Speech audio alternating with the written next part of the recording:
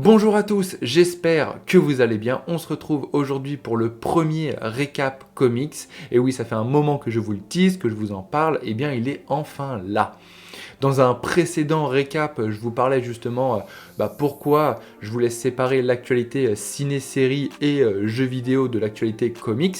Donc très rapidement, c'était vraiment voilà, pour le temps, parce que du coup les récaps s'allongeaient, pouvaient parfois même aller jusqu'à 40, 1 heure si je traitais chaque information avec détail quoi. Donc voilà, c'était vraiment pour dans un premier temps séparer et faire du coup deux formats un peu plus courts, et dans un autre temps c'est parce que certaines personnes ne sont pas vraiment intéressées par les comics, ou inversement ils préfèrent avoir des news centralisées sur les comics et pas sur le cinéma, que tout soit pas emmêlé. Donc voilà, deux émissions, le récap pour l'actu ciné, série, jeux vidéo, et le récap comics, du coup vous l'avez deviné, pour les news comics. Je vous présente rapidement l'émission. Donc je vais parler de l'actualité comics, que ce soit chez Marvel, chez DC, peut-être même chez Star Wars et de l'indé. Je veux me concentrer sur des choses que je maîtrise pour le moment. Donc voilà, s'il y a des news, vous vous dites « Ah mais pourquoi elles sont pas là ?» C'est parce que en fait, je ne les maîtrise pas forcément. C'est pas des choses que j'ai pu lire ou qui m'intéressent. Donc bien évidemment, ma culture comics va continuer de s'élargir. Donc peut-être que par la suite, je traiterai de plus en plus de choses sur le comics. Mais voilà, s'il y a des news qui, dans un premier temps, vous vous dites « Ah mais c'est bizarre, on n'a pas vu ça », c'est parce que je ne le maîtrise pas, et je vais vous proposer vraiment que des choses que je maîtrise, donc des news que je maîtrise et que je compte même lire par la suite. Aussi, très important, je vais traiter à la fois la VF mais aussi la VO. Donc pas de panique pour les lecteurs VF, je préciserai lorsqu'il s'agira d'une news sur la VO, et ça pourra même peut-être vous donner envie de pourquoi pas commencer à lire de la VO. Dernière information, en fin de récap, je vous parlerai de mes lectures de la semaine, et donc on pourra en discuter dans les commentaires si ça vous intéresse, surtout n'hésitez pas. Donc voilà, je pense qu'on a fait le tour, on est prêt à partir. On va commencer doucement cette semaine, puisque j'ai sélectionné uniquement 2 news chez Marvel et 2 news chez DC, histoire de commencer petitement, voilà, qu'on se familiarise avec ce nouveau format, autant moi que vous. Donc on est parti, c'est parti. La première news cette semaine, elle nous vient de Panini Comics France, et on apprend qu'une mini-série en 5 épisodes nommée Marvel X Fortnite Zero War verra le jour pour juin 2022. La partie scénaristique sera assurée par Christos Cage et Donald Moustar. Donc si ça ne vous dit rien, eh bien sachez que ce sont eux qui ont déjà officié sur Batman Fortnite Zero Point et Batman Fortnite Foundation.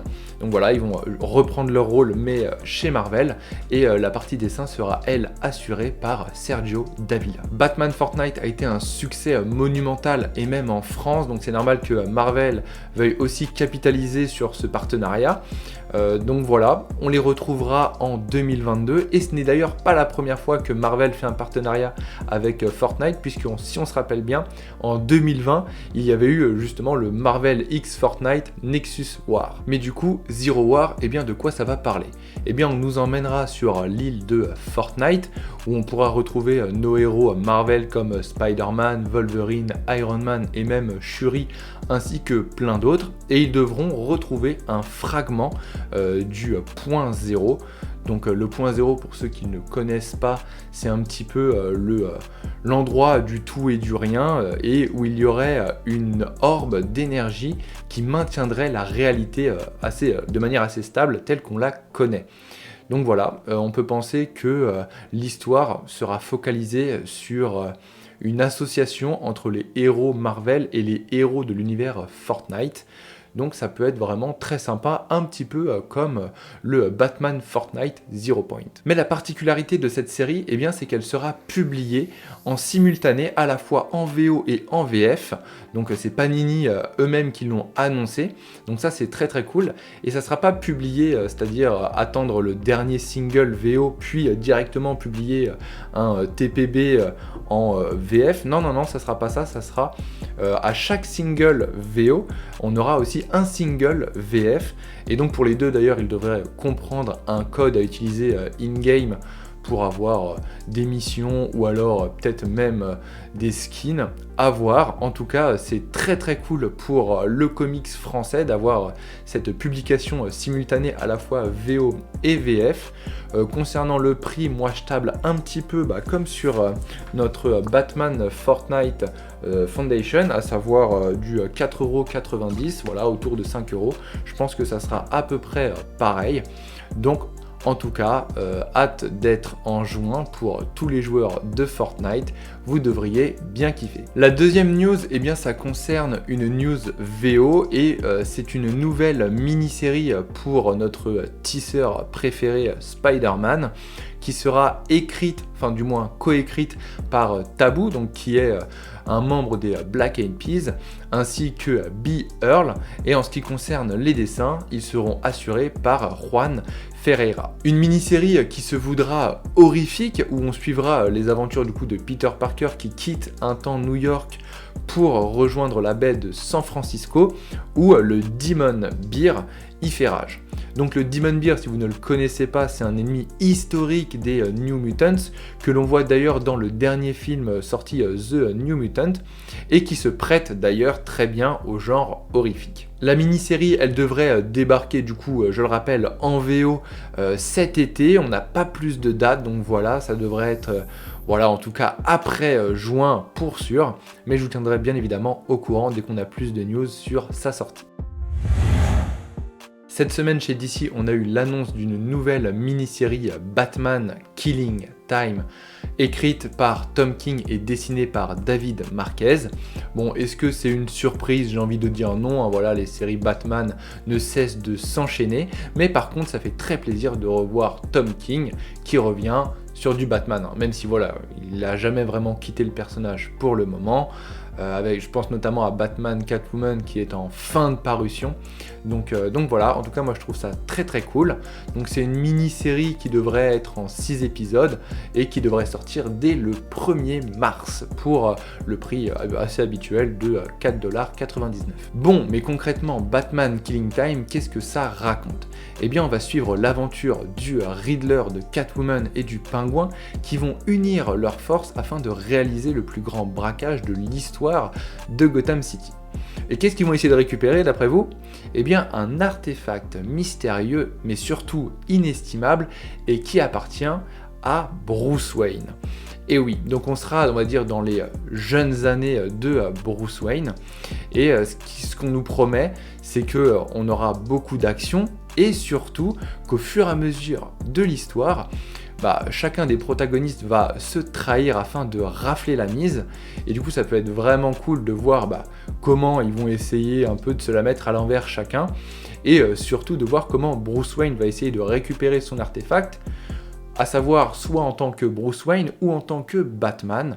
Donc ça peut être vraiment très très cool. En tout cas moi j'aurai ce comics Day One et je pourrais du coup peut-être même vous en parler. L'autre news chez DC cette semaine, elle concerne l'univers zombie de Tom Taylor, à savoir Deceased. En effet, c'est sur son compte Twitter que Tom Taylor a annoncé un certain Deceased 3, donc Deceased 3 pour les Français, et ça semble être la fin, du moins la conclusion à tout son univers de zombies. Donc voilà, ça va être très très cool. Pour ceux, moi je l'ai lu voilà, en VO, donc ça ressemblait à ça à l'époque. Pour vous pitcher globalement l'univers de Deceased, je crois que j'ai flingué le micro, bon c'est pas grave. Donc je disais, pour vous pitcher l'univers de Deceased, eh bien en fait c'est Darkseid qui affronte une nouvelle fois la Justice League sur Terre, et il a réussi à mettre la main sur l'équation anti-vie, sauf que lorsqu'il la libère, eh bien elle a un petit peu muté en un virus qui se propage via la technologie. Donc dans un premier temps c'est par les écrans et tous les systèmes de communication d'information, voilà, visuels.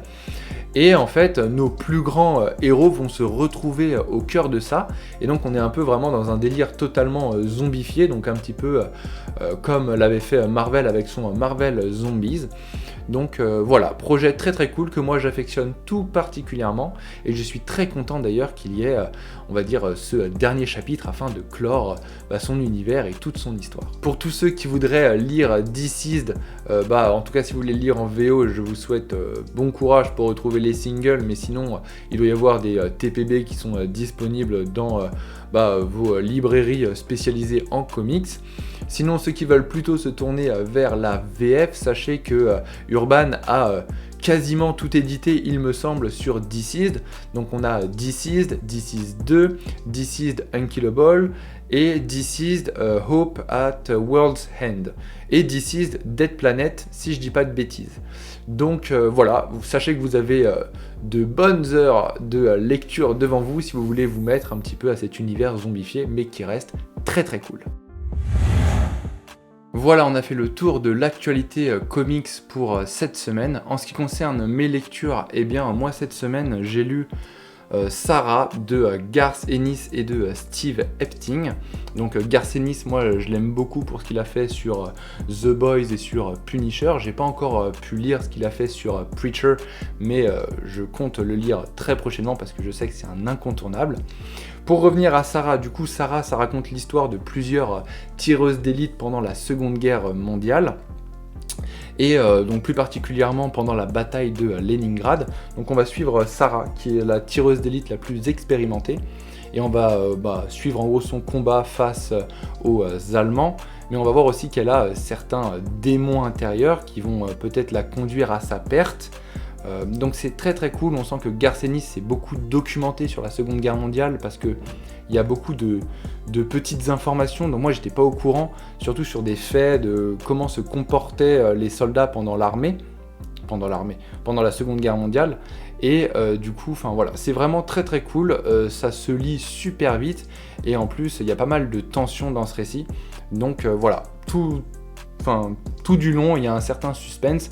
Je vous le conseille fortement, en tout cas si vous voulez lire un petit peu de l'indépendant, sortir un peu de Marvel et DC pour lire d'autres choses, c'est très très cool.